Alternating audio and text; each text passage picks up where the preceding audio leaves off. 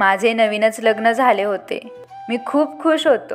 देवाने मला हवी तशी जीवनसाथी दिली होती. सुंदर दिसणारी, खूप प्रेम करणारी आणि मला समजून घेणारी. आमचं कुटुंब तसं मॉडर्न आणि नवीन विचारांचं होतं. माझा मोठा भाऊ त्याच्या कुटुंबासह वेगळा राहत होता. माझी आई माझ्याबरोबर राहत होती. माझे बाबा 2 वर्षापूर्वीच हे जग सोडून गेले होते. मी ऑफिसला गेलो की माझी बायको आणि माझी आई दोघीच घरी असायचा. माझा पूर्ण वेळ माझ्या बायकोबरोबर जायचा. मी ऑफिसला गेलो तरी माझ्या बायकोला फोन करून तिची विचारपूस करायचो. नवीन संसार चालू झाल्यामुळे माझ्या बायकोविना मला उदास वाटायचे. सकाळी मी जेव्हा ऑफिसला जायला निघायचो तेव्हा माझी आई देवघरामध्ये माळजप करत असायचे आणि ऑफिसवरून घरी आलो की आईला फक्त पाहायचं आणि सरळ माझ्या रूममध्ये मी रूपाजवळ जायचो. माझी सकाळ आणि संध्याकाळ अशीच जायची. आईला भेटणं, तिच्याजवळ बसणं तिच्यासाठी माझ्याजवळ टाईमच नव्हता. मी रात्रीचे जेवणसुद्धा माझ्याच रूममध्ये करायचो. एक दिवस माझी आई मला म्हणाली, "अरे बाळा, कधीतरी आईची चौकशी कर." कारण मी आठवडा आईबरोबर बोलतच नव्हतो. मी स्मितहास्य केलं आणि आईला म्हणालो, "आई, ऑफिसमध्ये खूप काम असतं, त्यामुळे दमायला होतं गं." आई काही न बोलता माझ्यासाठी प्रार्थना करते आणि मला म्हणते, "बाळा, जास्त वेळ उभा नको राहूस, आराम कर." मी माझ्या रूममध्ये गेलो तर माझी बायको रूपा माझी वाटच पाहत बसली होती. आईच्या गुडघ्यांमध्ये खूप दुखत होतं. कदाचित ती मला सांगणार होती, "मला डॉक्टरकडे घेऊन जा." परंतु मीच अगोदर म्हणालो की मी खूप दमलो आहे. म्हणून तिने काहीही न सांगता मला आराम करायला सांगितलं. परंतु मी रूममध्ये येताच रूपा म्हणाली, "काय यार, कुठे होतास अजून? मला बर्गर खायचा आहे. जा ना, बर्गर घेऊन ये." तर मी घड्याळाकडे पाहिलं तर घड्याळामध्ये 10 वाजले होते. तेव्हा रूपा हसतच म्हणाली, "10 वाजले म्हणून काय झालं? जा, माझ्यासाठी बर्गर घेऊन ये." मी रूममधून बाहेर आलो तेव्हा माझी आई स्वतःचे गुडघे दाबत होती. कदाचित तिला खूप त्रास होत असावा. पण मी तिच्याकडे दुर्लक्ष करत माझी बाईक स्टार्ट केली. माझ्या बाईकचा आवाज आल्यामुळे आईने मला विचारलं, "आता कुठे जात आहेस बाळा?" "अगं आई, रूपाचे डोकं दुखत आहे. तिला जेवण जात नाही, म्हणून तिच्यासाठी बर्गर आणायला जात आहे." तेव्हा आई हळू आवाजात म्हणाली, "मग तिला डॉक्टरकडे घेऊन जायला हवं." जेव्हा मी निघालो तेव्हा ती म्हणाली, "माझेसुद्धा गुडघे खूप दुखत आहेत. माझ्यासाठी सुद्धा औषध घेऊन ये." मी बाजारात गेलो. बर्गरच्या दुकानात खूपच गर्दी होती. तेव्हा मी माझ्या एका मित्राला भेटलो. त्याच्याबरोबर गप्पा मारू लागलो. तेवढ्यातच बर्गर तयार झाला. मी बर्गर घेऊन घरी आलो तेव्हा आईने कसं तरी चालत येऊन घराचा गेट उघडला. मी माझी बाईक उभी करून घरात जायला निघालो तेव्हा मागून आवाज आला, "बाळा, माझी औषधं नाही आणलीस का?" मी डोक्यावर हात मारत म्हणालो, "आई, विसरलो गं, आता लगेच जाऊन घेऊन येतो." तेव्हा आईने स्मितहास्य केलं आणि म्हणाली, "नको रे बाळा, आता तू आराम कर, उद्या घेऊन ये." रूपा मात्र बर्गर खात मोबाईलमध्ये गेम खेळू लागली. आई मात्र त्या रात्री वेदनेने तडफडत होती. परंतु मी बेफिकीर होतो. दिवस असेच जात होते. मी आईपासून दुरावलो जात होतो. मला आठवड्यातून एकदासुद्धा आईच्या रूममध्ये जाऊन तिच्या तब्येतीची विचारपूस करायला वेळ मिळत नव्हता. माझा मोठा भाऊ घरापासून जवळच राहत असून तो सुद्धा कधीही आईला भेटायला येत नव्हता. तो आपली मुले आणि बायकोबरोबर खुश होता. परंतु आईनेच मला एकदा विचारू लागली की, "अरे, तुझा दादा कसा आहे?" मी म्हणालो, "बिचारा, माहीत नाही कुठल्या अडचणीत आहे." हे ऐकून आई निराश झाली. काल मी त्याला पाहिलं होतं, त्याची दाढी वाढली होती, केस अस्तव्यस्त होते. "अरे बाळा, मग तू तुझ्या दादाला विचारलं का? त्याला काय अडचण आहे? त्याचे सारे काही ठीक चालू आहे का?" आईला दादाची काळजी वाटू लागली. "हे देवा, माझ्या मुलाला काहीही अडचण असेल तर ती दूर कर." आई आपल्या मोठ्या मुलासाठी देवाकडे प्रार्थना करू लागली. "अगं आई, तुझ्या त्या मुलाला तुझी काळजी नाही आणि तू त्याच्या भल्यासाठी देवाकडे प्रार्थना करत आहेस." तेव्हा आई म्हणाली, "हो रे बाळा, माझी मुलं साधी आहेत म्हणून तर मला त्यांची चिंता आहे. त्याला काहीतरी अडचणी असतील म्हणूनच तो मला भेटायला येत नसेल. तेव्हा मी म्हणालो, अगं आई, त्याला काहीही अडचण नाही. त्याने आपल्या मेहुण्यासाठी एक नवीन बाईक घेऊन दिली आहे, ती पण 1.5 लाख रुपयांची. त्याला काहीही अडचण नाही. हे ऐकून आई शांत झाली. मी त्या क्षणी काहीही विचार केला नाही. पण दिवसेंदिवस आई कमजोर होत चालली होती. दिवस असेच निघून जात होते. त्या कंपनीमध्ये मी नोकरी करत होतो त्या कंपनीने माझी ट्रान्सफर दुसऱ्या शहरात केली आणि राहण्यासाठी घरसुद्धा दिलं. तेव्हा मी खूप खुश होतो. ही गोष्ट मी माझ्या बायकोला रूपाला सांगितली. तेव्हा तीसुद्धा खूपच खुश झाली. आई हळूहळू माझ्याजवळ आली आणि मला म्हणाली, काय झालं आहे बाळा? कोणत्या गोष्टीसाठी एवढा आवाज करत आहात? मी हसतच आईला म्हणालो, आई, कंपनीकडून मला राहायला घर आणि गाडी मिळाली आहे. आम्ही तिकडे राहायला जात आहोत. तिने स्मितहास्य केलं. चांगले आहे, सगळ्यांची अशीच प्रगती होऊ दे, असं म्हणत ती हळू आवाजात रूपाला म्हणाली, मुली, माझेसुद्धा कपडे पॅक कर. तेव्हा मी आईकडे पाहत म्हणालो, आई, तू नको येऊस आमच्याबरोबर. आता फक्त मी आणि रूपा जात आहे. मी नंतर तुला बोलवून घेईन. तोपर्यंत तू दादाकडे जाऊन राहा. माझे बोलणे ऐकून आईचा चेहरा पडला. तरी ती मन मोठं करून म्हणाली, ठीक आहे बाळा, काही हरकत नाही. तू मला तुझ्या दादाच्या घरी सोडून ये. तेव्हा मी विचार करत होतो की आईला किती दुःख झालं असेल, तिला किती वाईट वाटलं असेल, तिच्या मनाला लागलं असेल. तरीही मी तिला म्हणालो, ठीक आहे आई, मी संध्याकाळी तुला सोडून येईन. त्या दिवशी दुपारी आई जेवली नाही. ती खूप रडत होती. संध्याकाळी मी दादाच्या घरी गेलो. आईसुद्धा बरोबर होती. त्यावेळी दादा जेवत होता. मी त्याला नमस्कार केला. तेव्हा त्याने आम्हाला जेवणासाठी आग्रह केला. तेव्हा मी माझ्या दादाकडे बघत म्हणालो, दादा, आजपासून आई तुझ्याकडे राहील. हे ऐकून दादा काही वेळ शांत राहिला. मग म्हणाला, का रे, तू थकलास का? मी प्रेमाने म्हणालो, नाही रे दादा, मला कामानिमित्त दुसऱ्या शहरात जावं लागत आहे. मी काही महिन्यानंतर आईला घेऊन जाईन. दादा आईकडे पाहत विचार करू लागला, तू माझ्यावर आता ओझं टाक. मी आधीच खूप कंटाळलो आहे, खूप ओझे आहे. तेवढ्यात माझी वहिनीसुद्धा म्हणाली, भाऊजी, तुम्ही आईंना बरोबर घेऊन जा. तुमची बायको आईचा सांभाळ नाही करू शकत का? अगोदरच आम्हाला 2 वेळचं जेवण मिळणं मुश्किल झालं आहे.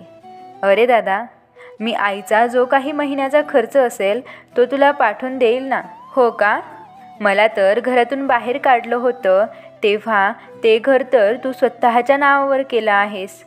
आई आपल्या दोन्ही मुलांचे बोलणे ऐकत खुर्चीवर बसली आणि स्मितहास्य करत म्हणू लागली, अरे बाळांनो, का उगाच वाद घालत बसला आहात?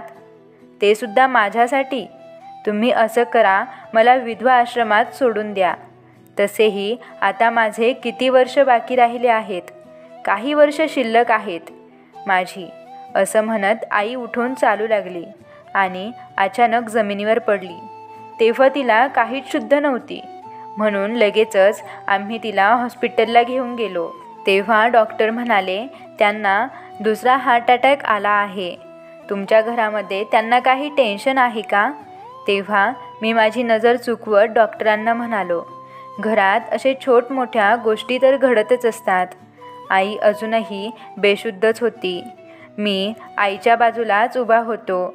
आईला जेव्हा शुद्ध आली तेव्हा तिच्या तोंडून शब्दच निघत नव्हते. कदाचित अटॅकमुळे ती पॅरालिसिसची शिकार होऊन तिची वाचा गेली असावी. आईने आता खाणेपिणेसुद्धा सोडून दिले होते. त्या हॉस्पिटलमध्ये तिच्यावर उपचार होत नव्हते म्हणून तिला दुसऱ्या हॉस्पिटलमध्ये हलवण्यात आले.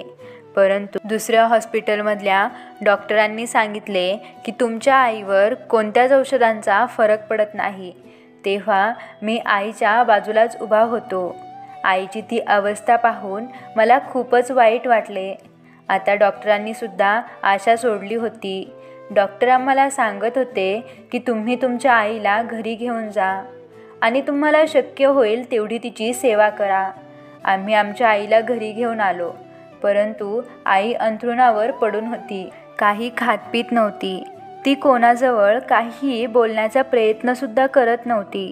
एक दिवस माझ्या एका मित्राने मला सांगितले की एक वीरबाबा नावाचा बाबा आहे, जो तुझ्या आईच्या आजारावर काहीतरी उपाय सांगू शकेल.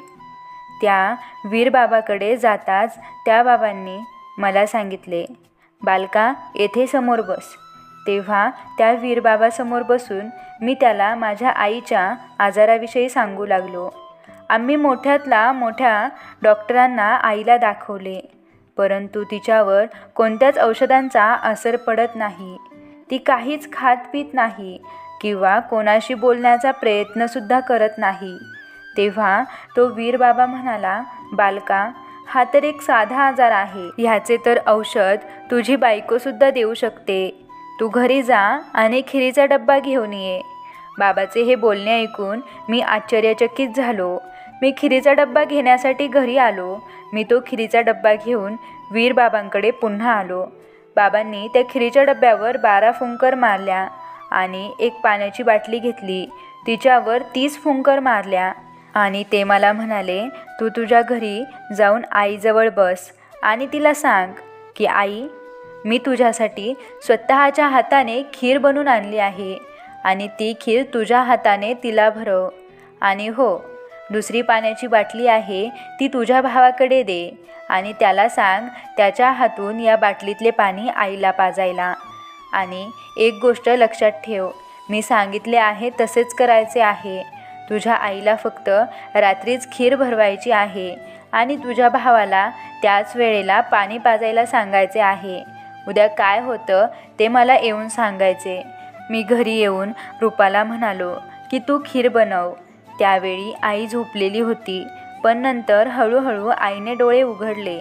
मी हळूच आईच्या बाजूला जाऊन बसलो. तिला आधार देऊन बसवले आणि तिला म्हणालो, आई, तुला आता बरं वाटेल.